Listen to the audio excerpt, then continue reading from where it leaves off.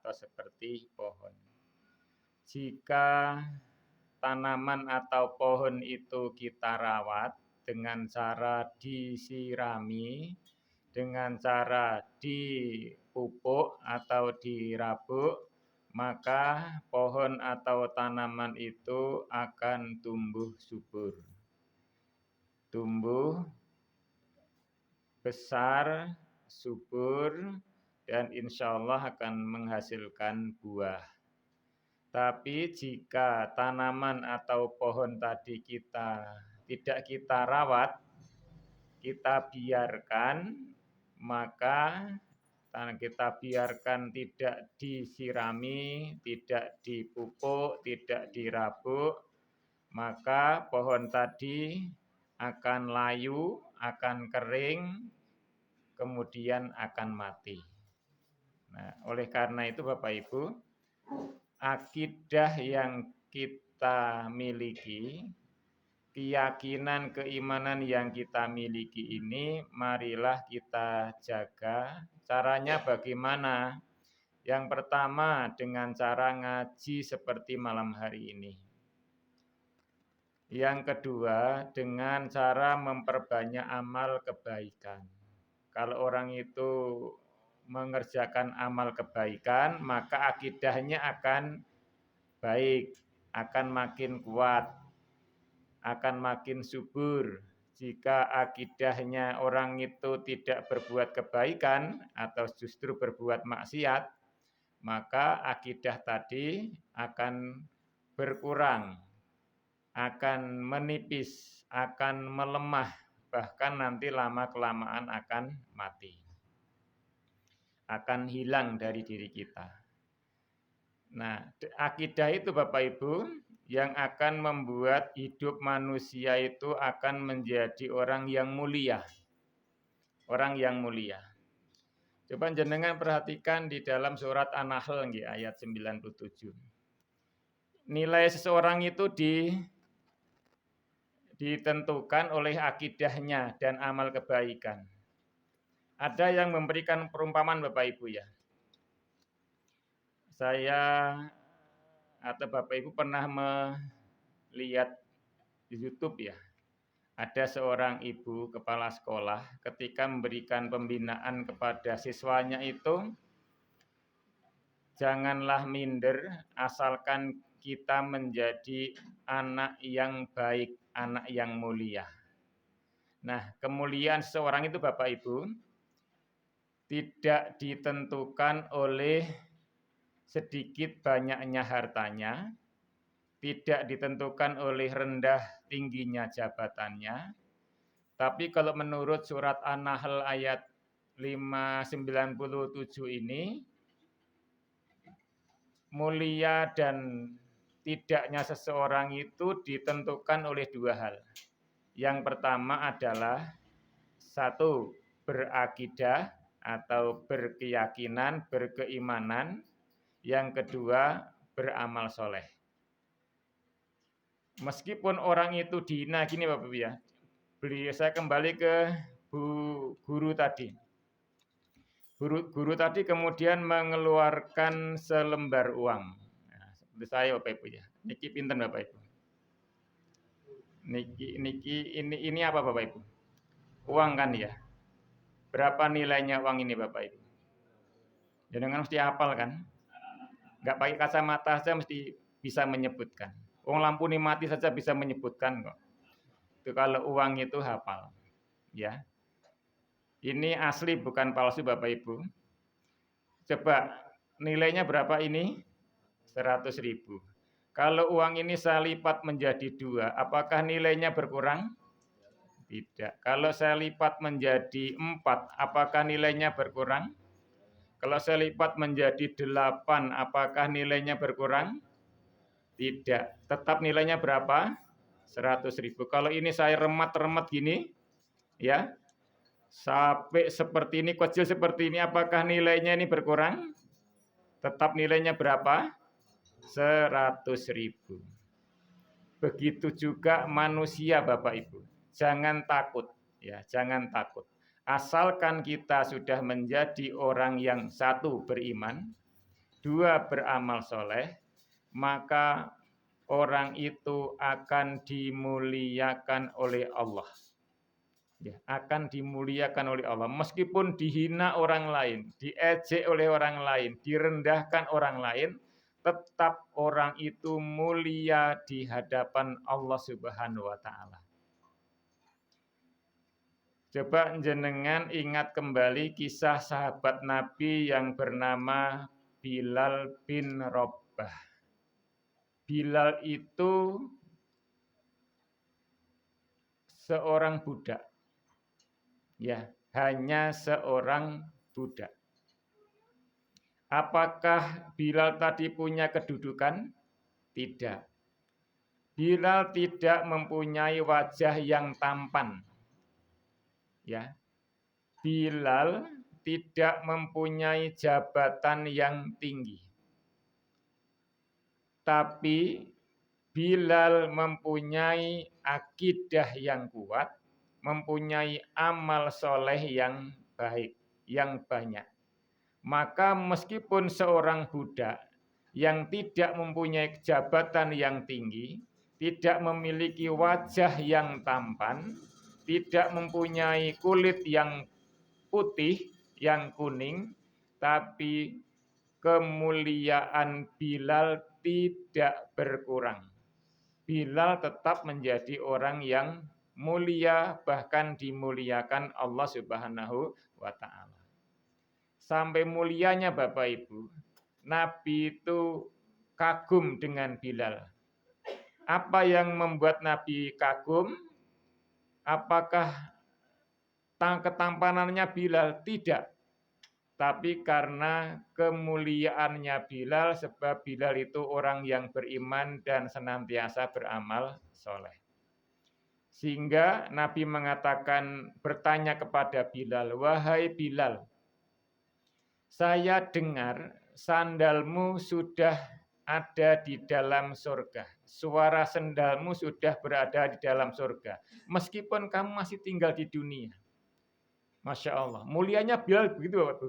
Belum mati, tapi sudah dijamin masuk surga oleh Allah. Bahkan sandalnya sudah terdengar mendahului ada di surga.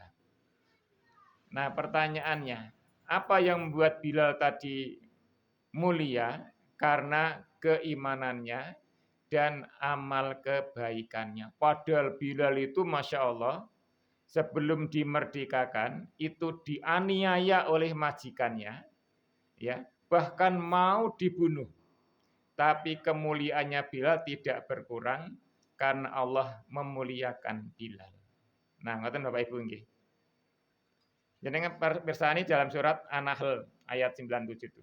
Man amila sholiham min dzakarin aw unsa wa huwa mu'minun falanuhyiyanahu hayatan thayyibah walanajziyannahum ajrahum bima bi ahsani ma kanu ya'malun.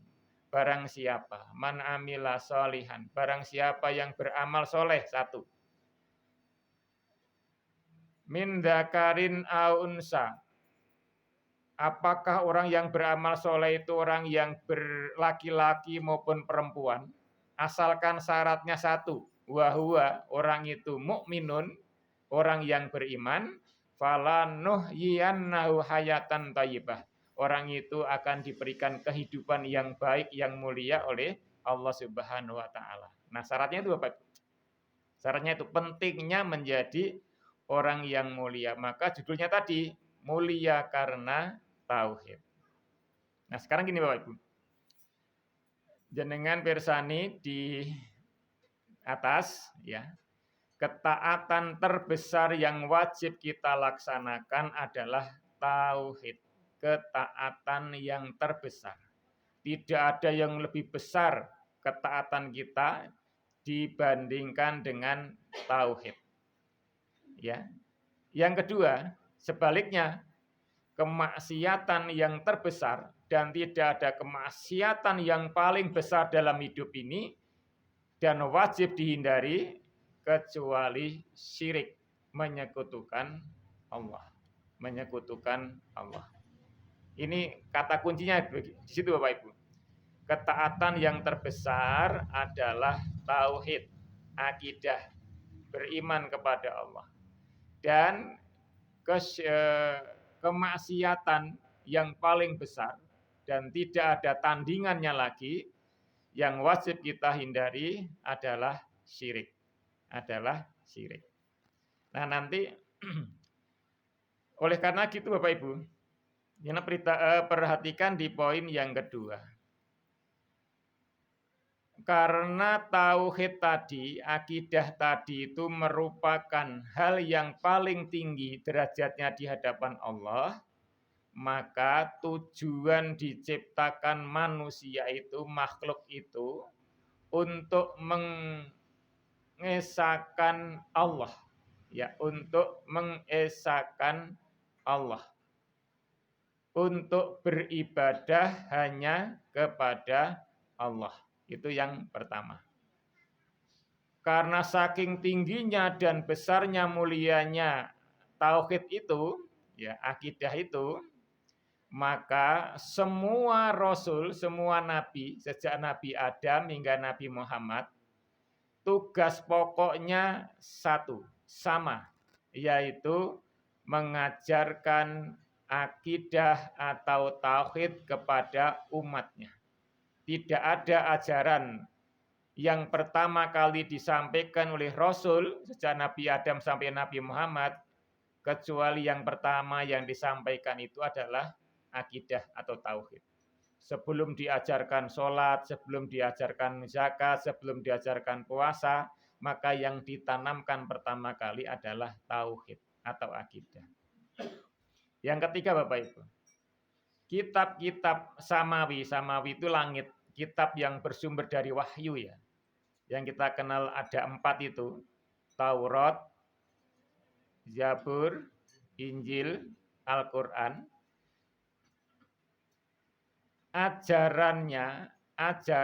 Inti ajarannya sama, yaitu mengajarkan tentang tauhid. Jadi enggak ada kitab itu yang mengajarkan kitab suci dari langit tadi ya, yang sumber wahyu tadi ya, yang mengajarkan supaya umatnya atau umat yang menerima kitab suci tadi itu menyembah kepada Tuhan selain Allah itu enggak ada. Semuanya hanya mengajarkan supaya manusia itu hanya menyembah kepada Allah. Nah, itu Bapak Ibu 3 hal itu ya. Tujuan diciptakan manusia untuk mengesahkan Allah, tujuan diutus semua para rasul untuk mengajarkan tauhid, dan semua kitab suci dari langit itu adalah ajarannya sama tentang mengesahkan Allah. Nah, ini dalilnya Bapak Ibu. Wa ma khalaqtul jinna wal insa illa liya'budun. Tidaklah aku ciptakan jin dan manusia. Ini tujuannya ya. Tujuannya diciptakan jin dan manusia tadi. Kecuali hanya supaya jin dan manusia itu menyembah kepada, beribadah kepada Allah. Tidak beribadah kepada selain Allah. Akidahnya benar. Yang kedua, apa dalilnya bahwa para rasul itu tugasnya sama? Mengajarkan supaya manusia itu mengesahkan Allah, dengan pirsani dalam surat An-Nahl ayat 36. A'udzu billahi minasyaitonir rajim. Wa laqad ba'atsna fi kulli ummatir rasulan an i'budullaha wajtanibut taghut. Ini kata kuncinya di sini. An i'budullaha wajtanibut taghut. Dan sesungguhnya kami telah mengutus rasul pada tiap-tiap umat. Berarti tiap-tiap umat itu ada rasul, ya, mulai dari Nabi Adam sampai Nabi Muhammad, untuk menyerukan apa yang diseru oleh para rasul tadi, sembahlah Allah saja. Ya, sembahlah Allah saja. Dan jauhilah tauhid itu. Tauhid itu Tuhan selain Allah, itu namanya tauhid. Sesembahan selain Allah itu namanya tauhid. Bahasa lainnya itu tauhid. Kalau orang itu menyembah kepada akik, akik itu tauhid. Kalau orang itu menyembah kepada keris itu tauhid. Kalau orang itu menyembah kepada pohon itu tauhid. Ngaten nggih, bahasanya itu. Nah, Bapak Ibu bahagia, sekarang jenengan perhatikan. Akan apa sih kemuliaan orang, keuntungan orang, keutamaan orang yang ahli tauhid itu? Kenapa kok begitu penting orang itu harus bertauhid, berakidah? Kenapa kok begitu penting sehingga para rasul itu tugasnya mengajarkan tauhid? Apa sih pentingnya ya? Sehingga semua kitab suci itu mengajarkan tauhid. Nah, kalau orang itu menjadi ahli tauhid Bapak Ibu ya, itu keutamanya juga besar. Coba sekarang nomor 1 nggih. Orang yang bertauhid, berakidah yang benar, hanya menyembah kepada Allah saja, jangan perhatikan. Orang itu dijauhkan, diselamatkan dari siksa neraka. Seandainya Bapak Ibu ya, seandainya ini di dalam penjelasan ini. Orang yang sudah bertauhid tadi itu, setelah dihisab oleh Allah, dihisab nih, ternyata amal buruknya itu lebih banyak daripada amal baiknya. Sehingga orang itu harus masuk neraka, maka masuknya neraka itu tidak kekal. Ya, tidak selamanya. Kenapa? Karena orang tadi memiliki tauhid. Karena orang tadi bertauhid, berakidah yang benar. Nah, Bapak Ibu ya, itu yang harus kita yakini. Harus kita yakini. Maka dulu pernah saya sampaikan pada Bapak Ibu, ada kisah orang yang terakhir masuk surga. Bahkan nanti ada tempatnya namanya Al-A'raf ya, tempat yang paling tinggi. Ini orang ini dihisab, baik dan buruknya sama. Ya. 50%, maka orang dimasukkan ke neraka. Ya. Amalnya baiknya sama, masukkan ke surga, dosanya juga banyak, sehingga diangkat di tempat antara surga dan neraka. Ketika orang itu melihat ke neraka, itu takutnya luar biasa. Kemudian setelah masuk ke surga, itu senangnya luar biasa. Sehingga orang tadi itu gini, ya Allah, mohon kepada Allah gini baik. Berikanlah kesempatan saya selalu melihat surga saja ya Allah. Jangan sampai saya melihat ke dalam neraka. Ya sudah, enggak apa-apa. Yang penting jangan minta lagi loh ya. Jangan minta lagi. Nah orang tadi gini Bapak Ibu, setelah misal surga, ya Allah, maksud saya hanya melihat saja ya Allah. Bagaimana kalau saya mendekat saja ya Allah? Sudah didekatkan Bapak Ibu, ya Allah, maksud hanya dekat saja. Bagaimana kalau saya mencoba masuk sebentar saja? Setelah masuk ke dalam Bapak Ibu, ya Allah, saya jangan dikeluarkan ya, biar saya di dalamnya saja. Nah, akhirnya orang ini masuk ke dalam surga. Dengan rahmatnya Allah, dengan kasih sayangnya Allah. Atau Bapak Ibu, itu loh keutamanya orang yang bertauhid itu seperti itu. Makanya Nabi SAW dalam hadis riwayat Muslim ini, beliau bersabda, Man syahida alla ilaha illallah wa anna Muhammadar Rasulullah harramallahu alaihin nar.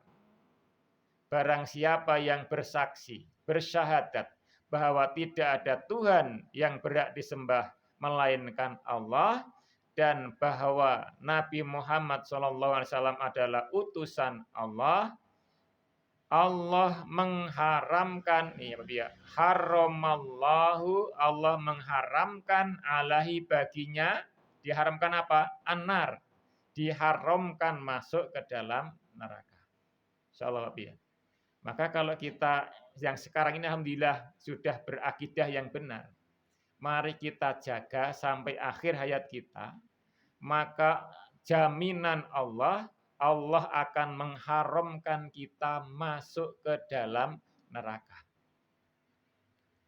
Karena Nabi sudah bersabda seperti ini. Ini hadis sahih riwayat Muslim. Ya nomor 29. Itu yang pertama Bapak Ibu, yang pertama.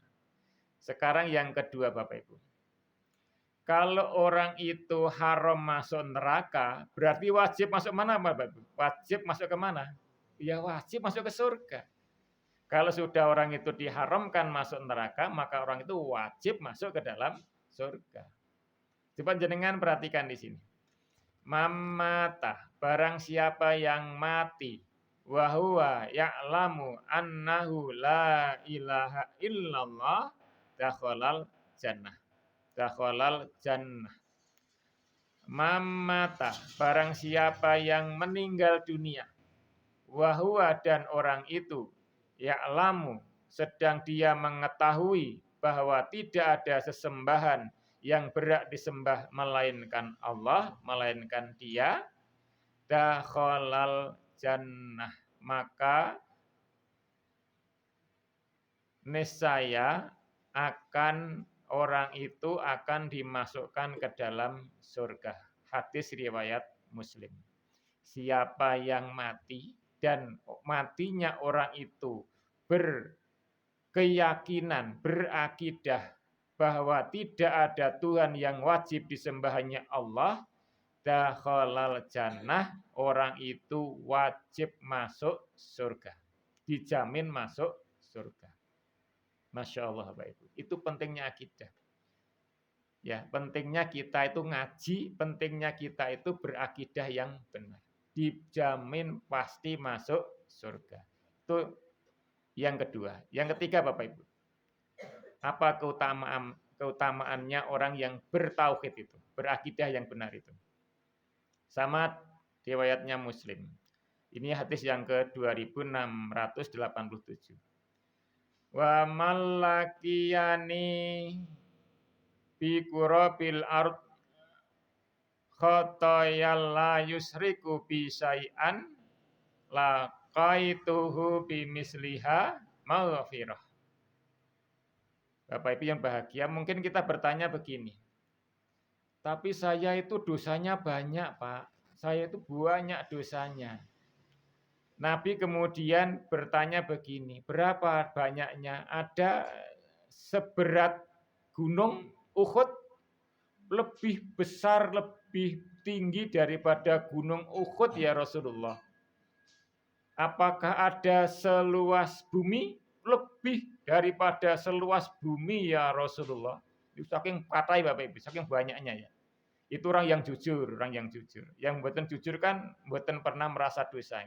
Sopo sing dosa? Aku lho enggak salah. Nah, sing salah wong sebelah.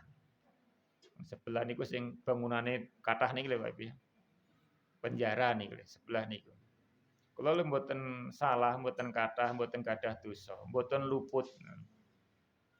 Kemudian Nabi bertanya lagi, apakah dosamu seluas langit dan bumi? Iya ya Rasulullah. Maka Nabi mengatakan begini, ampunan Allah masih lebih luas daripada dosa yang kamu miliki. Maka Allah akan mengampuni dosamu asalkan satu syaratnya, kamu jangan syirik atau menyekutukan kepada Allah. Ini hadisnya Bapak Ibu ya. Barang siapa yang menemui Allah dan mati nggih, dengan membawa dosa. Lihat dosanya Bapak Ibu. Sepenuh bumi. Masya Allah. Sepenuh bumi sekalipun. Bumi niku pun mboten enten tempat yang kosong kecuali diisi oleh dosa-dosa kita. Saking banyaknya. Namun dia tidak menyekutukan aku, tidak musyrik kata Allah. Dengan sesuatu apapun, pasti aku akan menemuinya dengan membawa ampunan yang semisal itu, yang sebanyak itu, bahkan lebih luas daripada dunia ini. Itu ampunan Allah. Ya, ngeten Bapak Ibu, kalau berdoa ngeten nggih, ya Allah, saya ini hamba-Mu yang lemah, yang banyak dosanya ya Allah. Dosa yang saya miliki itu lebih besar daripada gunung. lebih dalam daripada lautan, lebih luas daripada dunia ini. Bahkan dunia ini mungkin sudah penuh dengan dosa-dosa saya, ya Allah. Tapi saya yakin bahwa ampunan-Mu lebih luas, lebih dalam, lebih besar daripada dosa yang pernah saya lakukan, ya Allah. Oleh karena itu ampunilah dosa-dosaku, ya Allah. Ngoten Bapak Ibu. Ya. Dan harus optimis itu, harus husnudzon kepada Allah. Kalau kita berdoa seperti itu, Allah pasti mengampuni dosa-dosa kita. Harus husnudzon. Enggak boleh ragu. Tapi mosok jenengan nggih kersa ya Allah. Kersa nggih. Ya ampun ngoten, Mbak. Pokoknya yakin mesti diampuni sama Allah, asalkan sungguh-sungguh. Ini janjinya Nabi loh dalam surat hadis riwayat Muslim. Nggih. Monggo. Pokoknya kita yang sungguh-sungguh mohon ampun kepada Allah. 3 tadi Bapak Ibu, apa tadi jaminan orang yang bertauhid? Diselamatkan dari siksa neraka. Nomor 2, dimasukkan ke dalam surga. Nomor 3, diampuni semua dosanya kecuali 1 dosa, yaitu dosa syirik. Pun, itu jaminannya Bapak Ibu. Maka mari monggo ngaji biar ngeten iki pirsa. Nggih, biar seperti ini kita yakin. Ya, biar kita itu beragama Islam itu mboten separuh-separuh, yang sungguh-sungguh. Nah, sekarang itu tadi keutamaannya ya, kemuliaannya menjadi orang yang bertauhid, orang yang berakidah, orang yang beragama Islam. Nah, lawannya tauhid itu syirik. Syirik itu artinya menyekutukan Allah. Masih punya Tuhan selain Allah. Ya, masih punya Tuhan selain Allah. Kalau beribadah bukan hanya beribadah kepada Allah. Kalau berdoa bukan hanya berdoa kepada Allah, tapi masih berdoa kepada selain Allah. Nah, perlu kita ketahui bahwa syirik itu bahayanya sangat besar. Tidak ada sesuatu yang lebih besar bahayanya dibandingkan syirik, maka kita wajib untuk menghindari, menjauhi. Nah, sekarang jenengan perhatikan. Tadi kalau Allah akan memberikan ampunan kepada orang-orang yang beriman. Sekarang bagaimana kalau orang itu tidak beriman kepada Allah? Kalau orang itu syirik, syirik. Syirik. Menyekutukan kepada Allah. Tidak mau beriman kepada Allah. Yang pertama, bahayanya Bapak ya, bahayanya. Enggak usah ditambahi enggak bahaya tah, mboten sangoten. Ya bahaya. Mboten sangoten. Yang pertama, tidak mendapatkan ampunan Allah jika ketika hidup tidak mau bertaubat dari dosa syirik tadi. Ya, tidak akan mendapatkan ampunan Allah. Bahasanya, bahasa ekstrimnya ngeten Bapak Ibu. Sudah tertutup pintu ampunan Allah. Kalau orang itu sampai mati tidak mau bertobat dari dosa syirik. Ya, tidak ada ampunan dari Allah Subhanahu wa taala. Dasarnya ini, surat An-Nisa ayat 48. Ini sangat terkenal lagi, sangat terkenal. Innallaha la yaghfiru ayyushraka bih. Innallaha sesungguhnya Allah la yaghfiru, tidak akan mengampuni ayyushraka bih, dosa syirik. Allah tidak akan mengampuni dosa syirik, tidak akan mengampuni. Masya Allah ya. Dengan catatan ya, jika dosa syirik itu sampai di bawah mati. Jika masih ketika hidup tidak mau bertobat dari dosa syirik. Atas Bapak Ibu ya. Maka mari kita segera bertaubat kepada Allah dari dosa syirik ini sebelum kita mati. Ya. Karena apa? Kalau sampai mati kita belum bertobat, Allah nggak akan mengampuni. Tapi coba diingat, wa yaghfiru ma duna dzalika liman yasha. Tapi Allah akan mengampuni dosa selain syirik. dosa selain syirik bagi orang yang dikehendaki.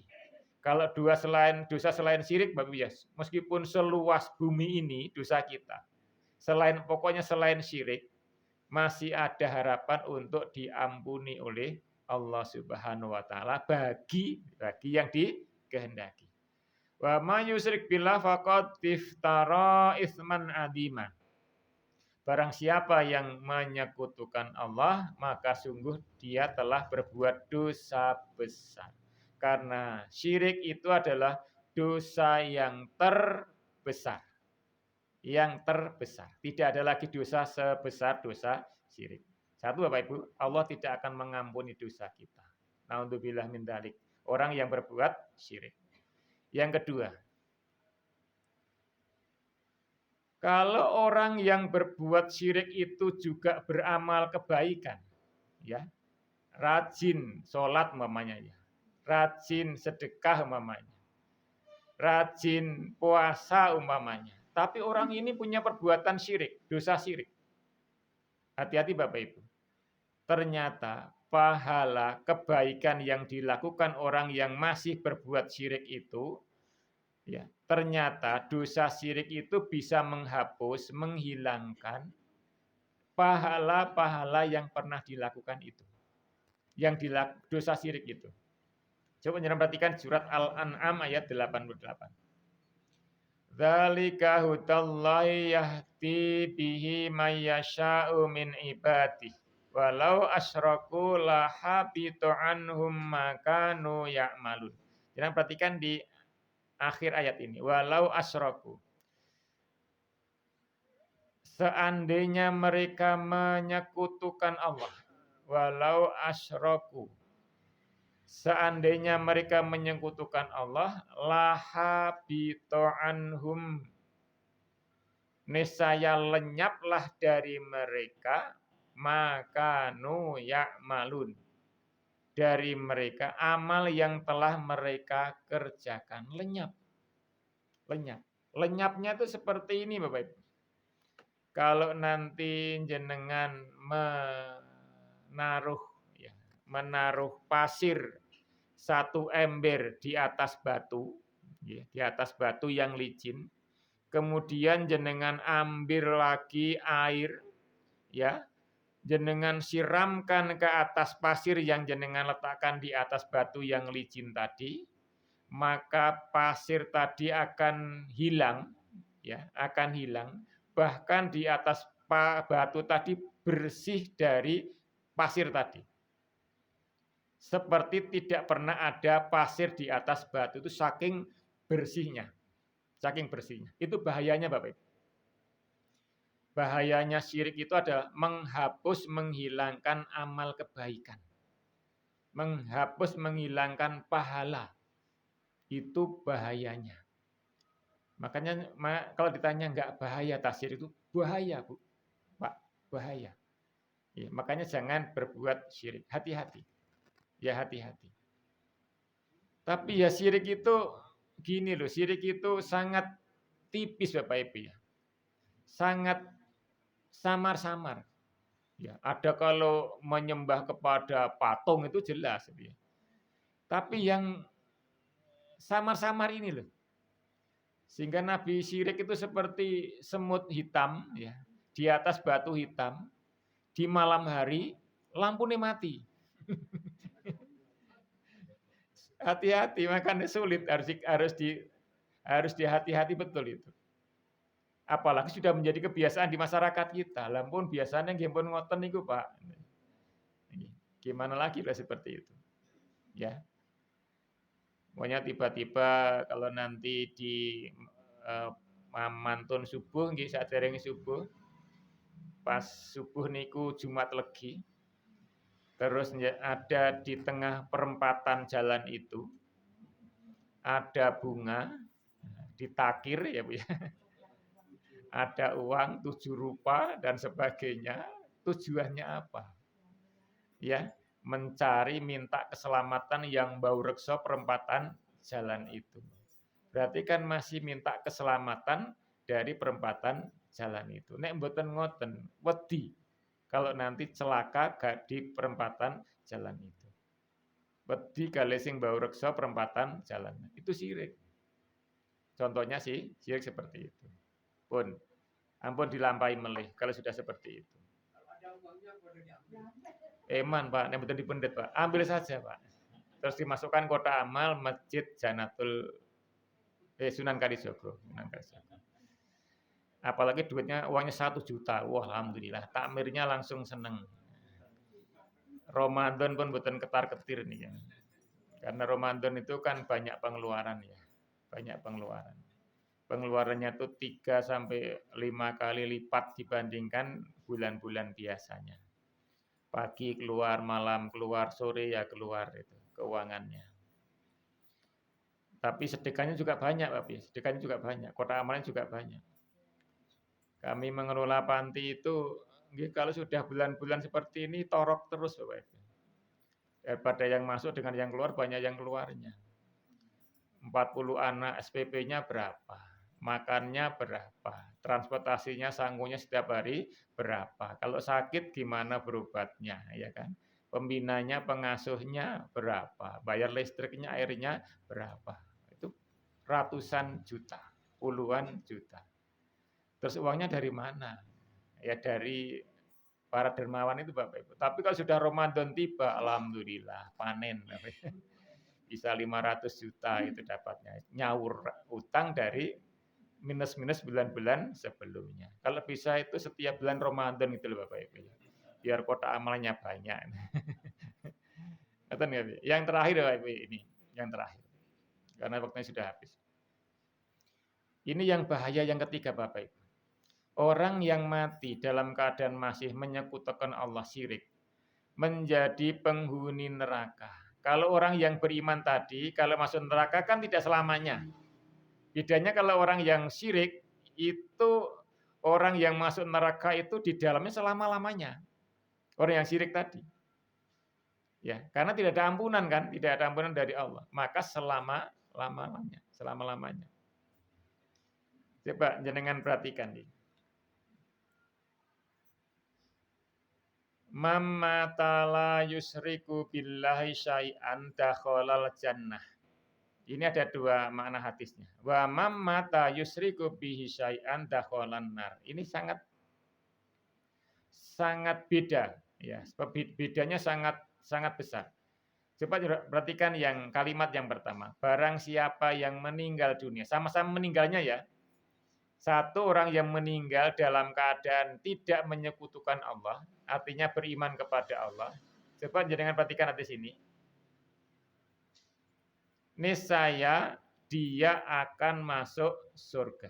Orang yang matinya beriman kepada Allah, jaminannya pasti masuk surga. Dakhalal jannah. Sebab sekarang sama-sama matinya. Yang kedua, mamata barang siapa yang mati yusriku bihi, sedangkan orang itu menyekutukan Allah dengan sesuatu, syai'an dengan sesuatu, dakhalan nar. Orang itu dijamin juga Bapak Ibu ya. Dijamin masuk neraka. Sama-sama dijamin. Orang yang pertama tadi yang beriman, matinya beriman dijamin pasti masuk surga. Orang yang mati dalam keadaan menyekutukan Allah dijamin pasti masuk neraka. Tinggal kita milih saja, pengen masuk surga atau pengen masuk neraka. Kalau pengen masuk surga, tetaplah menjadi orang Islam sampai mati. Ya, kalau tidak ingin menjadi masuk surga, ya gampang syaratnya. Ya, jangan menjadi orang Islam sampai mati. Nah, yang terakhir penutup ini, penutup. Merupakan bencana yang sangat besar. Bahkan bencana itu melebihi bencana alam. Jika seseorang muslim tidak memahami dan enggan belajar tentang perkara tauhid dan perkara syirik. Nek mboten sinau, mboten ngaji, nggak akan pirsa, nggak akan tahu. Islami mulai cilik, kesyirikannya pancet Bapak Ibu. Ya pancet. Itu kan bahaya. Salate sregep, posone nggih sregep, ngajine sregep, syiriknya nggih sregep. Nek malam Jumat nggih ndamel sesajen. Dambahe wangsul lho, Pak. Nggih, kopine nyepak, apeme nyepak, rokoke nyepak. Mantun ngoten putune kreatif, ngombe separo kopine. Lho, tenan to Mbah Mu rak mulih dodolan kopine kari separo. Kopine kalih kantun separo. Apeme ilang siji. Untung rokoke mboten ilang pisan. Mengki rak ketok putune watuk-watuk rak ngrokok rokoke mbahe. Juga lebih besar lagi bencana tersebut jika seseorang telah mengetahui perkara syirik, yang lebih besar lagi Bapak Ibu. Nggih pun ngaji, pun ngertos bahasanya syirik, bahayanya syirik, tapi tidak dipraktekkan, tidak dihindari dalam kehidupan kita sehari-hari. Itu yang lebih bahaya lagi. Wis ngerti namun tambah nekat ngoten. Tambeng. Boten burung meninggalkan perbuatan syirik tadi, itu yang lebih bahaya lagi. Nah, kita mohon kepada Allah mudah-mudahan kita dihindarkan dari perbuatan syirik itu, diselamatkan oleh Allah Subhanahu wa taala hingga akhir hayat kita, dengan harapan mudah-mudahan kita diselamatkan oleh Allah baik di dunia maupun di akhirat kelak. Amin ya rabbal alamin. Kurang dan lebihnya mohon maaf. Kita tutup dengan kafaratul majlis. Subhanakallahumma wa bihamdika asyhadu an la ilaha illa anta astaghfiruka wa atubu ilaik. Assalamualaikum warahmatullahi wabarakatuh.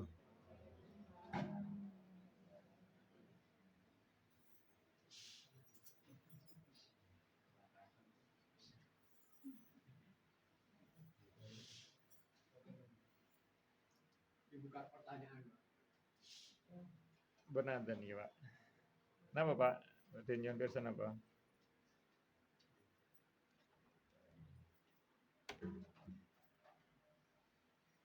Nggih Pak, badhe nyuwun pirsa.